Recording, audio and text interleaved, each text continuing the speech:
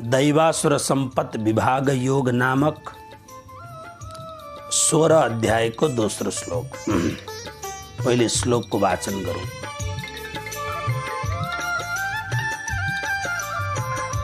अहिंसा सत्यमा क्रोधस् त्यागः शान्तिरपैशुनम् दया भूतेष्वलोलुप्तं मार्दवं ह्रीरचापलम्। यसै विषयमा हामीले हिजो पछि बात गरौँ।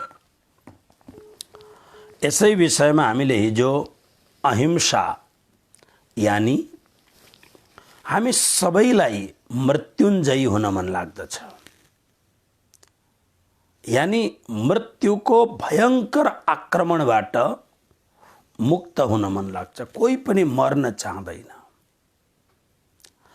तर यो जुन 16औं अध्याय यस्तो खालको गजबको अध्याय छ, यसले मृत्युञ्जयी बनाउन सक्दछ। यानी मृत्युको विभीषिकाबाट मुक्त गर्न सक्दछ र त्यस्ता व्यक्तिलाई दैवी व्यक्ति भनेको छ। वेदको महावाक्यमा जहाँ हामी पाठ गर्दछौँ, मृत्योर्मा अमृतम गमय, मृत्युबाट म पार जान सकूँ। त्यस्तो खालका गुणहरू, त्यस्ता खालका सद्गुणहरूले यदि हाम्रो जीवन अलङ्कृत भयो भने निश्चित रूपमा हामी नरबाट नारायण हुन सक्दछौँ। हामी जीवबाट सब हुन्छौँ, शिव हुन सक्दैनौँ। तर यदि हामीले पुरुषार्थ गर्ने हो भने जीवबाट शिवत्वलाई उपलब्ध गर्न सक्दछौँ। त्यसकारणले यो जुन अध्याय छ एउटा बहुतै महत्त्वपूर्ण अध्याय छ साधकहरूका लागि। पहिलो श्लोक अभयम सत्व संशुद्धिर, पहिलो श्लोकमा 9वटा विशेष लक्षणहरूको वर्णन गरेर अब दोस्रो श्लोकमा हामीले प्रवेश गरेको छौँ, जसमा हामीले हिजो अहिंसा यानी मन, शरीर, मन, वाणी र भाव आदिद्वारा अहिंसक बन्नु, यस विषयमा पुनः प्रवेश नगरौँ। हिजो यस विषयमा धेरै कुराको इन्फर्मेसन हामीले पाएका छौँ। हामीले कोसिस गरौँ, अलिकति आफूलाई ध्यान दिउँ। अलिकति हामीले हमेशा अर्काको चर्चा गर्दछौँ, हामीले हमेशा अर्काको कुरा गर्दछौँ, हामीले हमेशा अर्कालाई पोइन्ट आउट गर्दछौँ, तर हामीले आफूले आफूलाई कहिल्यै पनि हेर्ने प्रयत्न गर्दैनौँ। हामीले आफूले आफूलाई हेर्ने प्रयत्न गरौँ र आफूले हेर्ने प्रयत्नमा एकछिन उभिएर स्थिर भएर मानसिक धरातलमा शान्त भएर आफूले आफूलाई विचार गरौँ, के म साँचो मान्छे हुँ? मान्छेको अवतार पाएपछि मैले के मनुष्यजन्य कर्तव्यहरू निर्वहन गरेको छ? ध्यान दिएर हेरौँ। र यसमा यो जुन बताएको छ कि दैवी सम्पत्तिले युक्त भएका महापुरुषहरूका दिव्य लक्षणहरूमा 10वां लक्षण हो अहिंसा। हामीले कहिल्यै पनि शरीरबाट कुनै पनि तरहले, कुनै पनि प्रकारले हिंसा नगरौँ। हाम्रो वाणी हाम्रो बसमा रहोस्, वाणीले कसैलाई पनि हिंसा नगरौँ र हाम्रो मनबाट पनि कसैलाई हिंसा नसोचौँ, किनभने हामी जो कुरो बार बार सोच्दछौँ भोलि गएर त्यो फलित हुन्छ। तसर्थ हाम्रो भाव कहिले पनि भावलाई दूषित हुन नदिउँ, भावलाई दुर्जन हुन नदिउँ। तसर्थ हामी हर प्रकारले अहिंसक बन्यौँ र दैवी सम्पत्तिका महापुरुषको 10वां लक्षण हो अहिंसा। 11वां लक्षण हो सत्यम। सत्यम यो बडा सुन्दर शब्द छ। सत्य, सत्यको अर्थ के हो?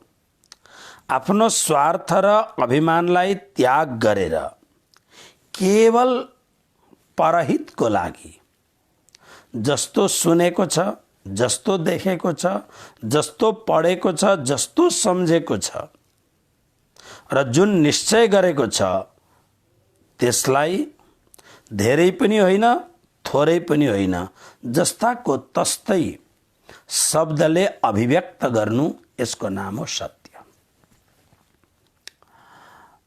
तर सत्य बोल्दाखेरि सत्य कुरो प्रतिपादन गर्दाखेरि सत्यले हिंसा नगरोस्। गुरुजी मङ्गलदासजीले मङ्गल सूक्तिमा लेख्नु भएको छ,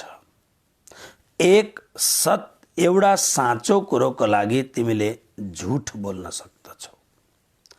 मतलब के हो भन्दा कुनै कुनै बेला हामीले सोच्दछौँ यो झुठ हो भनेर, तर त्यो धर्म संस्कृति सबै कुराका लागि त्यो सत्य हुन्छ। उदाहरण, महाभारतमा श्री कृष्णले महाराजा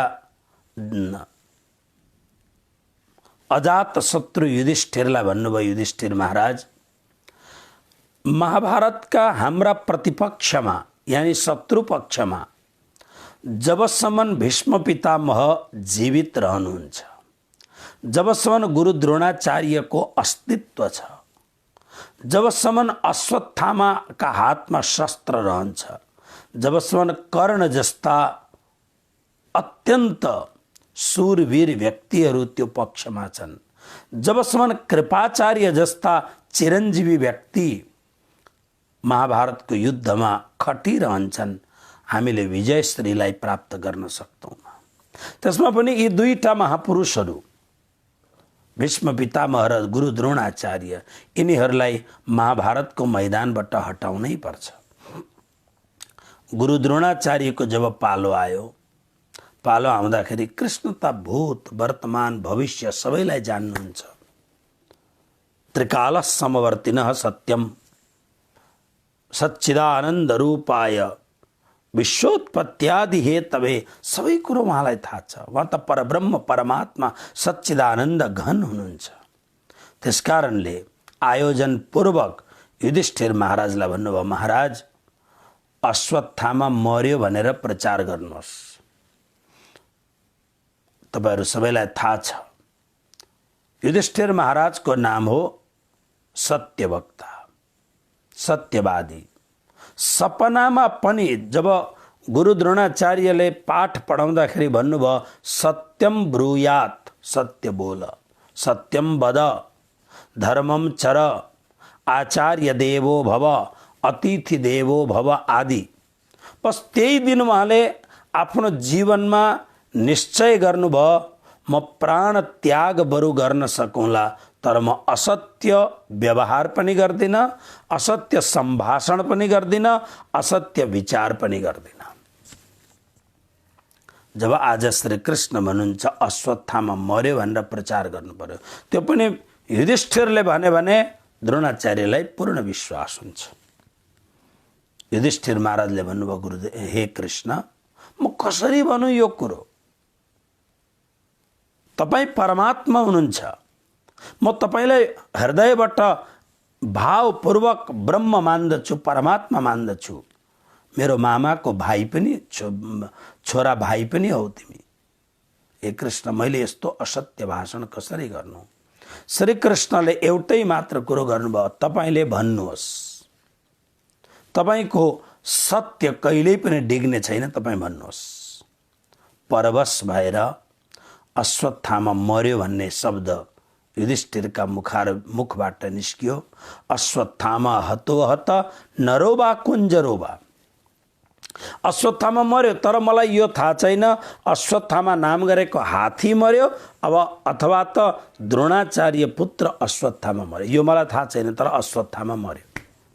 अश्वत्थामा नाम गरेको हात्ती मरेको थियो। तर पछाडिको वाक्य प्रचलित हुन अथवा सुन्न दिएनन् कसैले। ढोल नगाडाहरू बज्न थाल्यो, शङ्खहरू बज्न थाल्यो, तर द्रोणाचार्यको कानमा अश्वत्थामा मर्यो यो शब्द सुनेपछि द्रोणाचार्य यद्यपि परम ज्ञानी अत्यन्त निष्ठावान ब्राह्मण हुनुहुन्थ्यो द्रोणाचार्य, तर अतिशय पुत्र मोह थियो, अतिशय पुत्र मोह। द्रोणाचार्यमा अतिशय पुत्र मोह थियो अनि भीष्म पितामहमा हस्तिनापुर राज्य प्रतिको अत्यन्त अन्धनिष्ठा थियो। यसले गर्दाखेरि बडो ठुलठुलो गडबडी भयो। पछि धेरै पछि कुरो हुँदाखेरि युधिष्ठिरले जब अफसोस जाहेर गर्नुभयो कि मैले जीवनमा यो झुठ बोले, तर उद्धव आदि महापुरुषहरूले युधिष्ठिरलाई अत्यन्त कडासँग भन्नुभयो, नै तपाईले झुठ बोल्नुभएको होइन, किनभने त्यो सत्य के काम जुन सत्यले धर्मको रक्षा गर्दैन, जुन सत्यले संस्कृतिको रक्षा गर्दैन, जुन सत्यले हामीलाई आफूलाई अगाडि बढ्न दिँदैन, त्यसकारणले सत्य बोल्दाखेरि विचार गर्नुपर्दछ। यहाँ युधिष्ठिरलाई श्री कृष्णले जुन मार्गदर्शन गर्नुभयो त्यही नै सत्य हो, किनभने सत्य स्वरूपता श्री कृष्ण हुनुहुन्छ। तर यस कुरालाई जताततै अर्थ लगाएर हुँदैन नि। त्यसकारणले यो जुन 11वां लक्षण छ सत्यम, सत्यमको अर्थ हो जीवन सत्यमय बनाउनु। हेर्नुहोस्, सत्यमा यति शक्ति हुन्छ, सत्यमा यति ताकत हुन्छ, सत्य मृत्युसँग पनि डराउँदैन। जो व्यक्ति धर्मनिष्ठ हुन्छ, सत्यमा पुरा सत्यमा निष्ठावान हुन्छ, ऊ कसैसँग पनि डराउँदैन, मृत्युसँग पनि डराउँदैन। त्यसकारणले सत्यम यो एउटा लक्षण हो। अक्रोध, बहुत ध्यानपूर्वक हेर्नु होला। अक्रोध भनेको अर्कालाई अनिष्ट गर्नका लागि अन्तःकरणलाई प्रज्वलित, अन्तःकरणलाई जलाउने खालको जुन वृत्ति पैदा हुन्छ त्यसको नाम हो क्रोध। क्रोधको अर्थ राम्ररी बुझ्नु होला। यो वेदान्तमा, योग सूत्रमा यस्ता परिभाषाहरू छन्। क्रोध मतलब के हो? तपाईँ हामी सबैलाई क्रोध आउँदछ, धेरै क्रोध आउँदछ। अहङ्कारी व्यक्तिलाई धेरै क्रोध हुन्छ, धेरै क्रोध हुन्छ अहङ्कारी व्यक्तिलाई। साना साना कुरामा क्रोध आउँदछ। क्रोध आउनु होइन, यिनीहरूका लागि त क्रोध गर्नै पर्छ भन्नु यो राम्रो कुरो होइन।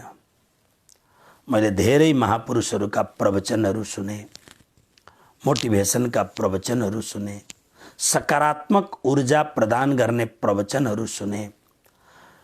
मेरो आफ्नो पर्सनल लाइब्रेरीमा सैकडौँ पुस्तकहरू छन् त्यस्ता खालका, जसलाई म स्वाध्याय गर्दछु, अध्ययन गर्दछु। र यी सुनेपछि आफूमा पनि म पनि अत्यन्त क्रोधी व्यक्ति हुँ, तर आफूलाई अनुभव हुन थाल्यो म बहुत गलत छु भन्ने कुरो। क्रोध, कुनै पनि परिस्थितिमा क्रोध उत्पन्न हुनु राम्रो कुरो होइन। तर कोही कोही बेला महापुरुषहरू क्रोध गरेको चाल पाउँछौँ हामी। तर यसो हेर्नु, राम्ररी हामीले हेर्यौँ भने वास्तवमा यदि मन वचन कर्मबाट कोही महापुरुष छ भने उसको क्रोध अत्यन्त कृत्रिम हुन्छ। त्यो क्रोधले उसको भित्र कुनै पनि हलचल भएको हुँदैन। त्यो भित्रको परम शान्ति यथावत स्थिर रहन्छ। तर तपाईँ हामीबाट यो हुन सक्दैन। क्रोध उत्पन्न हुने बित्तिकै हामी हलचल हुन्छौँ, हामी भित्रबाट डगमगाउन थाल्दछौँ। धेरै तपाईँहरू हेर्नुहोस्, धेरै क्रोधी मान्छेहरूको ओठ फडफड हुन थाल्दछ, शरीर कम्पित हुन थाल्दछ, बोली लडखडाउन थाल्दछ, शरीर परवश हुन्छ। धेरै प्रकारका विकारहरूले शरीर ग्रस्त हुन्छ क्रोध उत्पन्न भएपछि। त्यसकारणले हामीले दोस्रो अध्यायमा सुनेको छौँ, क्रोधात् भवति सम्मोह, सम्मोहात् स्मृति विभ्रम, स्मृति भ्रंशात् बुद्धिनाशो, बुद्धिनाशात् प्रणश्यति। क्रोधबाट हुँदै हुँदै अन्तिममा सम्पूर्ण रूपले नाश हुन्छ, सर्वनाश हुन्छ। फेरि एकपल्ट हेर्नुहोस्, क्रोध भनेको के हो भन्दा अर्कालाई अनिष्ट गर्नका लागि भित्र अन्तःकरणमा जुन जलनात्मक अथवा आफूलाई अब ओठ फडफडाउनु, शरीर कम्पित हुनु, परवश हुनु, मुख सुक्नु, यी सबै कुरोले के जनाउँदछ भन्दा भित्र हामी प्रज्वलित हुँदैछौँ, भित्र आगोले हामीलाई खाँदैछ। त्यो आगो के हो? क्रोध रूपी आगो, यसलाई क्रोध भनिन्छ। अनि जब अन्तःकरणमा केवल अर्काको लागि प्रेम मात्र प्रकट हुन्छ, मैत्री भाव प्रकट हुन्छ, मुदिता भाव प्रकट हुन्छ, प्रेम प्रकट हुन्छ, फेरि क्रोध आउँदैन। तसर्थ तपाईँ हामीलाई क्रोधले अत्यन्त आकुल व्याकुल बनाउँदछ। कोसिस गरौँ हामी क्रोध नगर्ने। हामीबाट क्रोध भयो भने हामी कोसिस गरौँ पश्चाताप गर्ने। आज मैले आफ्ना स्वजनहरूसँग, परिजनहरूसँग क्रोध किन गरेँ? आफूमा अलिकति यदि क्रोध गरिसकेपछि अनि त्यो क्रोधलाई पोषण गर्नका लागि मैले त ठिक गरेको हो भनेर यदि आफूले आफूलाई स्याबासी दिन थाले भने झन झन झन क्रोध बढ्दै जान्छ। पश्चाताप गर्नुपर्दछ। मैले किन यस्तो गरेँ? मैले यस्तो गर्न हुँदैन थियो। त्यसकारणले दैवी सम्पत्तिले युक्त भएको अथवा कृष्ण भक्तिले युक्त भएको भक्तको लक्षण के हो भन्दा अक्रोध। त्यो व्यक्ति क्रोध रहित हुन्छ। त्याग, त्याग, यो त्याग शब्द बडा गजबको छ। त्यागको अर्थ हो परमात्माको भक्ति गर्न थालेपछि संसारबाट विमुख हुनु। यो वास्तवमा असली त्याग हो। कोही कोही बेला के हुन्छ भन्दाखेरि बाहिरबाट त्याग हुन्छ तर भित्रबाट त्याग हुँदैन। बाहिरबाट त्याग हुन्छ, हामीले हेर्दाखेरि ओहो कस्तो त्यागी मान्छे भन्ने लाग्दछ। विशेष गरेर साधु सन्त महन्तमा यो खालको पाखण्ड देखिन्छ कि म त बडो त्यागी मान्छे हुँ। कति यस्ता खालका मान्छेहरू छन् जसले हातले पैसा छुँदैनन्। त्यसकारणले दान दक्षिणामा आएका पैसा भेला गर्नका लागि एउटा मान्छे राखेको हुन्छ। हातले त पैसा छोएन तर मनले पैसा छोइरहेको छ। आकांक्षाले पैसा छोइरहेको छ, प्रलोभनले पैसा छोइरहेको छ। त्यसकारणले प्राणनाजीले किरन्तनमा भन्नुहुन्छ, एक आग ज्यों छोटी बुझाई त्यों दूजी मोटी लगाई, बंध पर बंध जाए विध विध के, सो खोली किनहु न जाई। एउटा आग, आगको अर्थ के हो भन्दा संसारलाई त्याग गरेर साधु बन्यो, तर साधु बन्नेपछि त्योभन्दा पनि ठुलो संसार तयार गर्नु जसमा माया पनि छ, मोह पनि छ, ममता पनि छ। यो बडा गजबको कुरो हुन्छ। त्यसकारणले एउटा लक्षण हो त्याग। किन भन्दाखेरि हामीले भगवत गीताको 12 अध्यायको 12वां श्लोकमा भक्ति योगमा भगवान श्री कृष्ण के भन्नुहुन्छ भन्दा त्यागात शान्ति रनन्तरम। त्यागबाट शान्ति प्रकट हुन्छ, त्यागबाट शान्तिको प्राकट्य हुन्छ। भगवान श्री कृष्ण के अरे सर्वकर्म फल त्यागको प्रशंसा गर्दै भन्नुहुन्छ, श्रेयो हि ज्ञानम अभ्यासाच ज्ञानात् ध्यानम विशिष्यते, ध्यानात् कर्म फल त्यागस त्यागात् शान्ति रनन्तरम। त्याग सर्वश्रेष्ठ कुरो।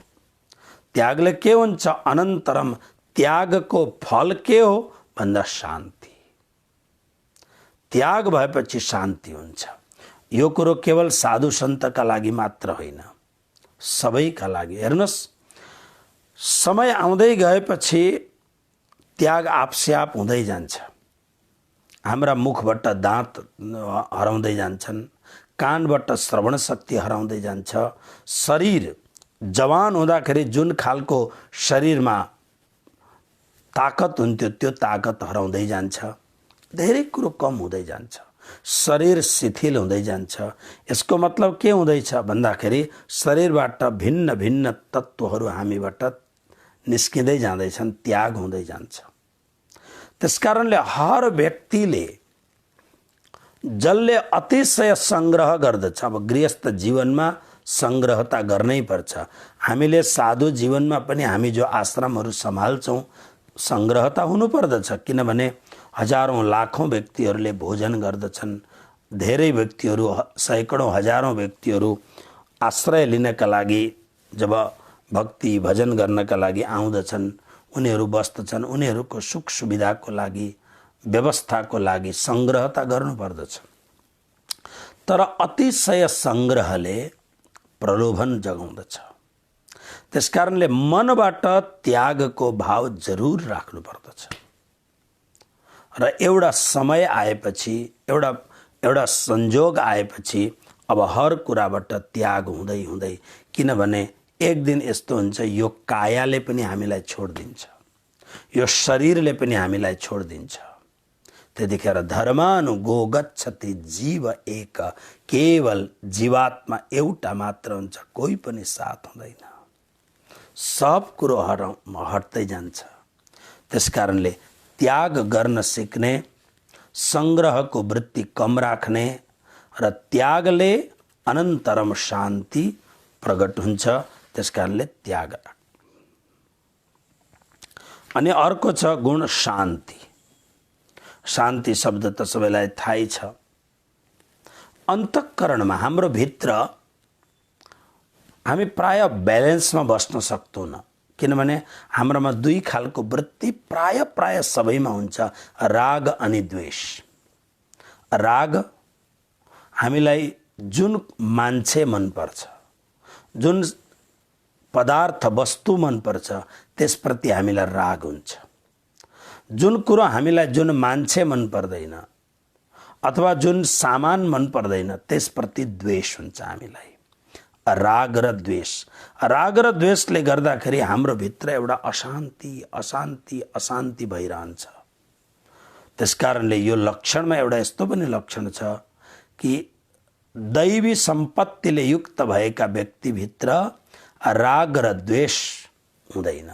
रागको जग्गामा प्रेम हुन्छ, द्वेषको जग्गामा प्रेम हुन्छ, सबैप्रति एकनासे एउटै खालको प्रेम हुन्छ, जसले गर्दा भित्र एउटा परम शान्तिको अनुभव हुन्छ।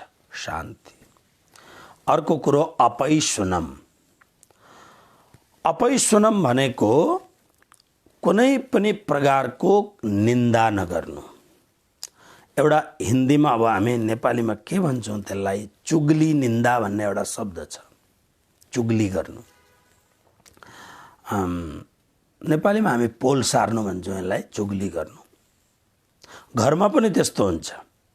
घरमा के हुन्छ भन्दाखेरि आमाबाउले जसलाई, जुन 4 जना सन्तानमा एउटालाई अलिकति प्रेम गर्दछन् भने त्यसले चुगली गर्दछ। फलानु त आज मसँग स्कुल गएको थियो, यस्तो गर्यो, फलानु यस्तो छ, मतलब पोलजोस गर्नु। यसलाई पिसुन भाव भनिन्छ संस्कृतमा। अपैशुनम, चुगली निन्दाबाट मुक्त हुनु। निन्दा गर्नु बहुत खतरनाक कुरो। हाम्रो आश्रमहरूमा त प्राय के हुन्छ भने पहिले जमानामा राजसत्ता हुँदा, अहिले पनि मान्छेहरू त्यस्ता कान भर्ने मान्छेहरू हुन्छन् र कुनै पनि सत्तामा, चाहे त्यो राजनैतिक सत्ता होस्, चाहे त्यो सामाजिक सत्ता होस्, चाहे त्यो धर्म सत्ता होस्, सत्तामा बसेको मान्छे प्राय धृतराष्ट्र हुन्छ। मतलब आँखाबाट अन्धा हुन्छ, कान खुल्ला हुन्छ। त्यसकारणले जसले कान भर्यो तुरन्त रिएक्सन सुरु भइहाल्छ। प्राय यस्तो हुन्छ। त्यसकारणले पहिले हामी नेपालमा सुन्दथ्यौँ, पहिलेका राजा महाराजाहरू भेष बदलेर राति प्रजाहरूलाई हेर्न जान्थे भन्ने कुरा हामी सुन्दछौँ। यसको मतलब के हो भन्दा, यसको मतलब हो यही कि कसैले आएर मेरो कानमा कुरो सुनाउँछ, कुरौटे पनि भनिन्छ, कुरो सुनाउँछ, त्यस कुरोलाई मैले रिएक्सन गरेर यदि कसैमाथि अत्याचार त हुँदैन, किनभने मैले बोलेपछि त कसैलाई मृत्युदण्ड पनि मिल्छ। त्यसकारणले यस्ता खालका विवेकवान राजाहरू हुन्थे, प्रजापालक प्रजावत्सल हुन्थे, जो राति भेष बदलेर के हुँदैछ कस्तो हुँदैछ ध्यान दिन्थे। तर प्राय प्राय हामी हेर्दछौँ चुगली निन्दा गर्ने मान्छेहरू अगाडि बढ्दछन्।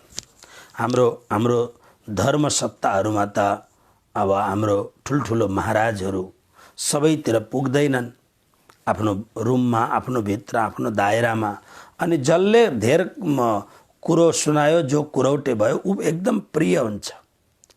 कुनै कतै काम गर्न पनि जान्दैन, न प्रवचन गर्न जान्छ, न भक्ति कहीँ भागवत कथा गर्न, न कुनै पारायण गर्न, तर पनि अनाप शनाप पैसा, राम्रो भन्दा राम्रो घडी, राम्रो भन्दा राम्रो मोबाइल, राम्रो भन्दा राम्रो कपडा, राम्रो राम्रो साजो सामान, ऐसो आरामको एकदम रुम सबको व्यवस्था। किन भन्दाखेरि कुरौटे भएर कुरा सुनाइकन महाराजहरूको दिलमा आफ्नो जगह बनाएको हुन्छ।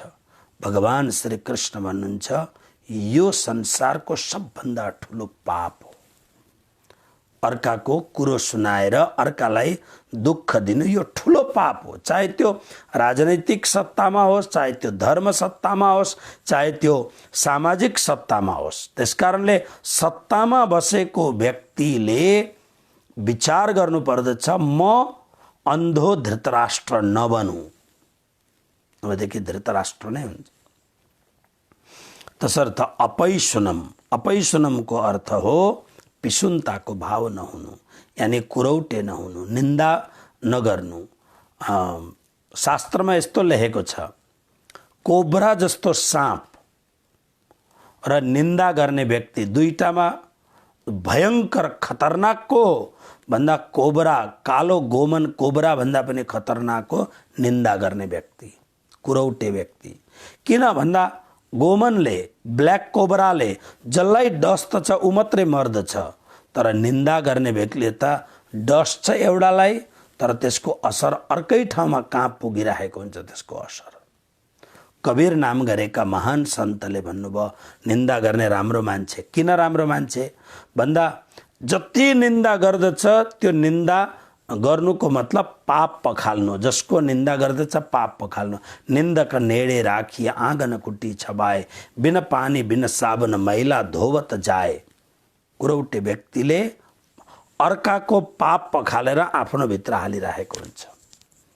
त्यसकारणले श्री कृष्ण भन्नुहुन्छ यो कुरौटे हुनु, निन्दक हुनु अथवा चुगली गर्नु यो अत्यन्त दुर्भावपूर्ण कुरो हो। त्यसकारणले सात्विक व्यक्तिले अथवा त दैवी सम्पत्तिले युक्त भएको व्यक्तिले अपैसुनम नाम गरेको गुणले युक्त हुनुपर्दछ। अनि अर्को हो दया भूतेषु। भूतेषु यानी प्राणी मात्रमा। भूत भनेको एउटा त हामी भूत प्रेत पिशाचलाई भूत भन्छौँ, तर भूतको अर्थ हो प्राणी मात्र। पञ्चमा आकाश वायु अग्नि जल पृथ्वीले बनिएको जो समग्र प्राणी छन्, समग्र प्राणी मात्रमा दया हुनु यो बहुत राम्रो कुरो हो। दया हुनु भक्तहरूले यो यसको दुई प्रकारको भाव व्यक्त गरेका छन्। दयाका दुई प्रकारका भाव छन्, एउटा कृपा र अर्को दया।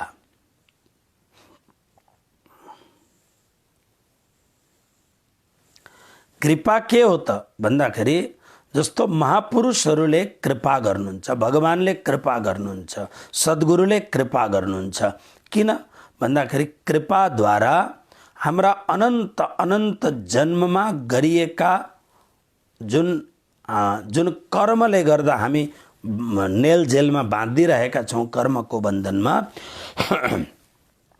कृपाले गर्दाखेरि कर्मको बन्धनबाट हामी मुक्त हुन सक्दछौँ। यसलाई कृपा भनिन्छ।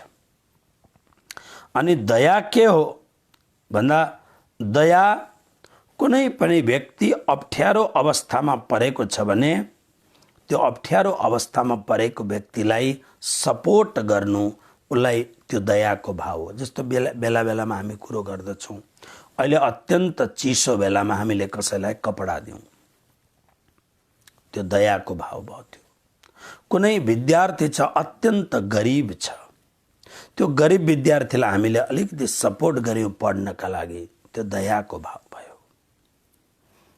त्यसै कारण त हामीले राधाकृष्ण सेवा संस्थाको हाम्रो मूल उद्देश्य के हो भन्दाखेरि जो अवाञ्छित व्यक्तिहरू छन्, जसमा प्रतिभा त छ तर प्रतिभा भए तापनि उसले अनुकूल परिस्थिति अवसर पाउँदैन, त्यो अनुकूल अवसर नपाएको व्यक्तिलाई अवसर प्रदान गर्नु। कुनै विधवाको अथवा गरिबको कोही कन्या छिन्, पैसाको अभावमा विवाह हुँदैन भने सामान्य पैसाको व्यवस्था गरेर अथवा सामानको व्यवस्था गरेर त्यो कन्याको कन्यादान गर्नु, विवाह गरिदिनु। यी धेरैवटा कुराहरू छन् जसलाई हामी दया भन्नु। कुरो एउटै हो तर प्राणी मात्रमा दयाको भाव हुनु। र अर्को हो अलोलुप्त्वम। अलोलुप्त्वमको अर्थ हो लोभ लालच नगर्नु। लोभ लालच पनि बहुत खतरनाक कुरो हो। अगाडि गएर हामी सुन्ने छौँ, नरक जानका लागि नरकको दरवाजा के हो भन्दा त्रिविधम नरकस्येदम द्वारम नाशनम आत्मनः काम क्रोध तथा लोभ तस्मात् एतत्त्रयम् त्यजेत्। लोभ यो पनि खतरनाक कुरो, त्यस कारणले अलोलुप्तम, लोभ रहित जीवन। यसको अर्थ यो होइन कि तपाईँ सामानको सञ्चय नगर्नुहोस्। गृहस्थ हुनुहुन्छ, धेरैवटा सामानको जरुरत पर्दछ घरमा, तर लोभ अर्को कुरो हो, लोभपूर्वक सङ्ग्रह गर्नु अर्को कुरो हो। म यहाँ हेर्दछु, प्राय हामी देख्दछौँ मान्छे के गर्छन् भने जहाँ जरुरत छ आफ्नो पासमा छ, तर जसलाई जरुरत छ, जहाँ जरुरत छ त्यो जरुरत भएको ठाउँमा कुनै पनि प्रकारको समर्पण त्याग हुँदैन। जहाँ जरुरत छैन, जसले बिगार गर्दछ त्यहाँ खोलो बगाउँछन् मान्छे पैसाको। तपाईहरू हुनुहुन्छ, तपाईहरूलाई थाहा छ। त्यस कारणले अलोलुप्तमको अर्थ हो लोभ नगर्नु, लोभ रहित हुनु। अनि मार्दवम, मार्दवम शब्दको अर्थ हो, मार्दवम मतलब कोमल हुनु, सरल हुनु। हेर्नुहोस्, पहिलो श्लोकमा हामीले अर्को एउटा शब्द सुनेको छौँ। पहिलो श्लोकको अन्तिम शब्द, अन्तिम लक्षण हो आर्जवम। आर्जवम भनेको पनि सरलता हो। अनि यो जुन दोस्रो श्लोकमा मार्दवम शब्द छ, यसको नाम पनि सरलता हो। र मार्दवम र आर्जवममा फरक के छ भन्दा शरीर सम्बन्धी सरलतालाई आर्जवम भनिन्छ र अन्तःकरण सम्बन्धी सरलतालाई मार्दवम भनिन्छ। मृदु स्वभाव र रिजु स्वभाव। मृदु स्वभाव भने भित्रबाट नै जसको मन सरल छ, जसको बानी बेहोरा सरल छ। अनि अर्को कुरो शरीर पनि सरल हुनुपर्दछ। तपाईहरूलाई लाग्दछ, तपाईँ हेर्नुहुन्छ प्राय आजकल त फेसबुकको जमाना छ, फेसबुकमा हेर्नुहोस्, एउटा हुन्छ बनावटी सरलता कि मान्छेले देख्दा नै, एउटा हुन्छ स्वाभाविक सरलता। म संसारका ती परम सौभाग्यशाली व्यक्तिहरूमा म आफूलाई पनि सौभाग्यशाली व्यक्ति सम्झिन्छु कि मैले गुरुजी श्री 108 मङ्गलदासजी महाराज जस्तो यो संसारका एउटा अलौकिक महापुरुषको श्री चरणमा उहाँको शिष्य हुने, उहाँबाट दीक्षा शिक्षा लिने र उहाँको चरणमा वर्षौंसम्म बस्ने सौभाग्य प्राप्त गरेँ। गुरुजी मङ्गलदासजीको जीवनलाई मैले बहुत नजदिकबाट हेरेँ। एउटा अलौकिक सरलता जीवनमा, अलौकिक सरलता। उहाँको कुनै पनि व्यक्तिप्रतिको एउटा सरल जीवन। प्रणामी धर्मको आधुनिक परिवेशमा यदि गुरुजी मङ्गलदासजीलाई हेर्नुभयो भने अलौकिक सरलता उहाँको। मैले त सुनेको छु, मभन्दा पहिलेको कुरो, म त उहाँको वार्धक्य अवस्थामा पुगेको हुँ। तर जब उहाँमा जवानी थियो, 40, 50, 60 वर्षको उमेरमा कालिम्पोङ मङ्गलधाम, आज मङ्गलधाम तर पहिले मङ्गलधाम थिएन, बजारको मन्दिर र रेली रोडको आश्रम अनि भालुखोप अनि कुञ्जकुटी, यी 4वटा संस्थानहरू थिए।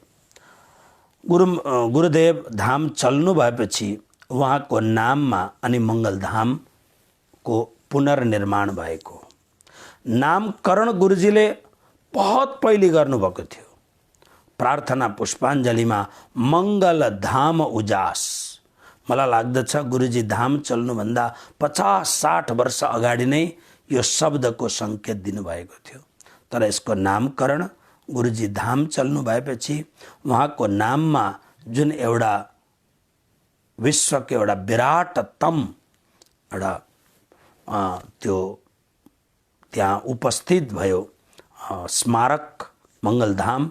आज हाम्रो सम्पूर्ण श्रद्धाको स्थल छ, मेरो गुरुस्थान हो मङ्गलधाम आज भन्छु, त्यतिखेर थिएन। भनिन्छ त्यतिखेरको अवस्थामा, जतिखेर पैसा रुपियाँ थिएनन्, धेरै शिष्यहरू थिएनन्, त्यतिखेर गुरुजी आफ्नो हातले धेरै काम गर्नुहुन्थ्यो। अरे धेरै काम,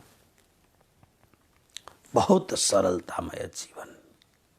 साधुमा एउटा सरलता हुनुपर्छ, सबै व्यक्तिमा एउटा सरलता हुनुपर्दछ, तर बनावटी सरलता होइन। म देख्दछु कोही कोही बेला मेरो नजदिकमा साधु सन्तहरू हुनुहुन्छ। अब आफूलाई त आफूले देख्न सकिँदैन, तर मेरो नजदिकमा साधु भयो भने जब फोटो कसैले खिच्ने बेला भयो, फेसबुकको अनलाइन छ भने एकदम टाइट भएर कपडा सपडा मिलाएर एकदम चट्ट एकदम फोटो राम्रो आओस् भनेर नै, बनावटी। त्यसकारणले शारीरिक सरलताको नाम हो आर्जवम, जुन हामीले पहिलो श्लोकमा अन्तिम चरणमा सुनेको थियौँ। र मार्दवम मृदु स्वभाव, मृदुलता, मृदु स्वभाव भनेको भित्रको कुरो हो। मन पनि एकदम सरल, वचन पनि सरल, भित्रबाट जो सरल हुन्छ। अनि हेर्नुहोस्, यदि हामीले भित्रबाट सरल हुन सिक्यौँ भने केही त गड गिफ्ट हुन्छ, के हामीले सत्सङ्गद्वारा सिक्नु पर्दछ। भित्रबाट सरलता भएपछि क्रोध उत्पन्न हुँदैन, कसैका प्रति कपट उत्पन्न हुँदैन, सरल। कसैले मान्छेले के गर्छन् भने भुल गरिहाल्छन्, फेरि सरी भन्छन्, फेरि भुल गर्यो फेरि सरल, फेरि सरी, फेरि भुल गर्यो फेरि सरी। नै, हाम्रो संस्कारले त्यो कुरो दिँदैन। एउटा भुल गर्यो, कसैले इङ्गित गरे यो भुल हो, यो यस्तो गर्नु हुँदैन, ठिक छ मान्छे हौँ, फेरि अर्को पल्ट, तर 2-3 खेप भएपछि गर्नु हुँदैन। मलाई आज पनि एउटा 2-4वटा कुरो याद छ। प्राय पहिले म जब अमेरिकाको भ्रमणमा जाँदाखेरि, अमेरिका, क्यानाडा, इङ्ल्यान्डको भ्रमणमा सुरुवातमा, अब गाउँमा, नेपालको एउटा दुर्गम क्षेत्रको गाउँमा जन्मेको व्यक्ति, त्यो पनि अब राम्रो कन्भेन्ट स्कुलहरूमा नपढेको मान्छे, पहिलो क्लासको आधा पढ्दै आश्रममा पुग्यो। आश्रममा हामी पढ्दथ्यौँ जरुर, तर पढ्नुभन्दा धेरै सेवा गर्दथ्यौँ। कुनै पनि प्रकारको सेवा गर्दथ्यौँ। त्यस्तो कुनै एकदम पारम्परिक उसमा पढेको पनि होइन। गुरुदेवको चरणमा बसेर गुरुदेवको आशीर्वादले पण्डितजीले जे पढाउनु भयो, आज त्यो कुरो हाम्रो जीवनमा छ। यस्तो खालको कुरो छ। तर यी सब कुरा हुँदै